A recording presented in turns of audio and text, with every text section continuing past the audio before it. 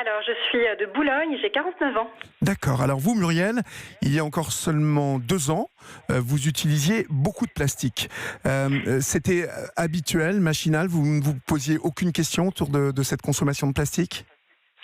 Alors, j'utilisais beaucoup de plastique, mais j'utilisais pas de bouteilles d'eau, déjà, de bouteilles en plastique. Oui. J'avais quand même un sac de course, souvent dans mon sac, mais malgré ça, donc j'avais l'impression, comme beaucoup de gens, de faire attention, mais malgré ça, j'avais quand même énormément de plastique dans ma vie, et j'en ai pris conscience un jour, et je me suis rendu compte qu'il y en avait plein dans mon frigo, plein dans ma salle de bain, que au bureau, de temps en temps, j'allais chercher une salade à déjeuner dans un bol en plastique, avec des couverts en plastique, et donc, j'ai réalisé à quel point le plastique était présent dans nos vies et quel volume de plastique et finalement de déchets plastiques une famille standard pouvait générer en une semaine, un mois, une année. Ça a été ce déclic de penser qu'il y avait du plastique tout autour de vous ? Oui, de le voir. C'est-à-dire que dès qu'on ouvre les yeux, on se rend compte quand on va au supermarché, on en voit partout. C'est très difficile de trouver des produits qui soient pas emballés sous plastique. C'est une matière qui est très présente dans nos vies. Moi, ce que j'ai découvert depuis, c'est qu'il y en avait aussi sous forme de fibres, parce qu'on parle de tissu synthétique, mais finalement c'est à base de plastique. Donc il y en a aussi dans nos couettes, nos oreillers, dans nos vêtements, dès lors qu'ils sont synthétiques. Donc on en a énormément autour de nous. Et on peut... Pardonnez-moi de vous interrompre, mais quel a été le déclic de cette prise de conscience de votre consommation ? Parce que moi, j'ai le souvenir d'images d'un plongeur, je crois que c'était du côté de Bali, en Indonésie, qui rencontrait une mer de plastique au lieu des poissons bleus, jaunes, verts.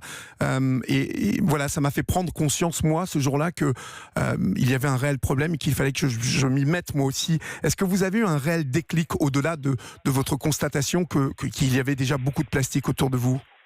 Alors, c'est vrai que c'est la mer aussi qui m'a motivée, parce que moi j'adore la mer, je suis plongeuse, je fais de la voile, un peu de surf, donc c'était un documentaire sur Thalassa qui montrait en fait une décharge au Liban en bord de mer et qui montrait en fait que du coup le plastique finissait dans la mer, que les rougets le mangeaient et que les rougets se retrouvaient sur les assiettes des Libanais, voire ailleurs, et que il y avait du plastique qui était ingéré par les poissons. Donc ça a été le déclencheur, donc c'est un peu antérieur à cette vidéo que je connais bien, et en effet, à un moment, cette invasion du plastique et le risque, finalement, ça fait prendre à l'ensemble de la chaîne alimentaire, au paysage, mais aussi derrière, à l'ensemble de la chaîne alimentaire et finalement à notre santé, ça a été une révélation aussi pour moi il y a environ 2 ans. Vous avez donc créé l'association No Plastic in My Sea, donc pas de plastique dans ma mer. Quelles sont vos ambitions en créant cette association ?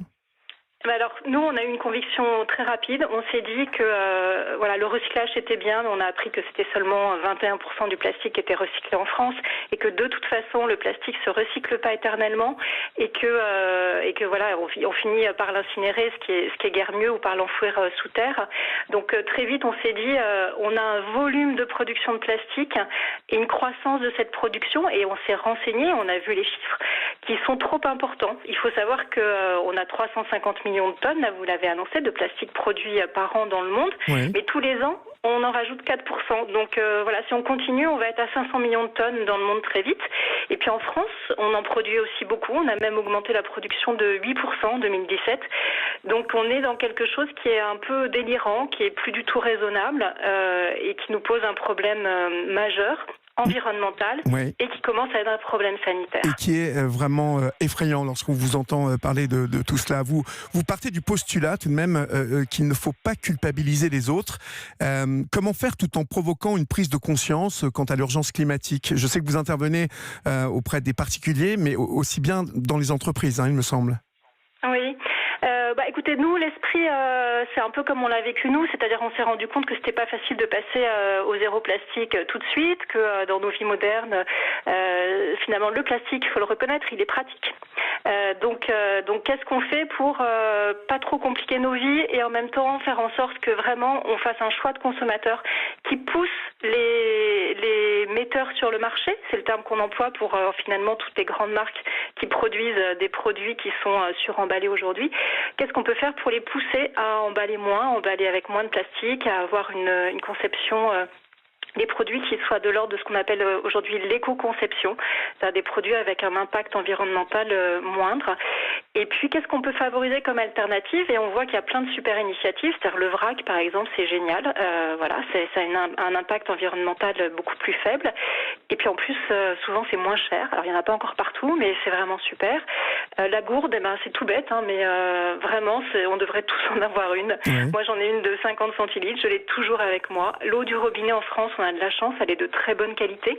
C'est vraiment validé par le ministère de la Santé, par l'association de consommateurs UFC Que Choisir.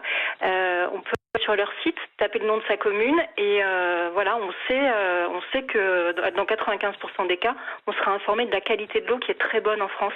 Donc il n'y a pas de raison de consommer de l'eau en bouteille. Et déjà, si on arrêtait massivement ça en France, on réduirait vraiment massivement notre consommation. Cela serait déjà un grand pas. Et comme vous m'avez dit habiter à Boulogne, il est vrai que nous avons la chance à Paris et dans ces environs d'avoir une qualité d'eau énorme. Donc à partir de demain, eh bien, j'incite tous les Parisiens et tous ceux qui habitent autour de la région parisienne d'acheter leur petite gourde, 50 centilitres, ça n'est pas gros et ça peut déjà vraiment nous faire du bien.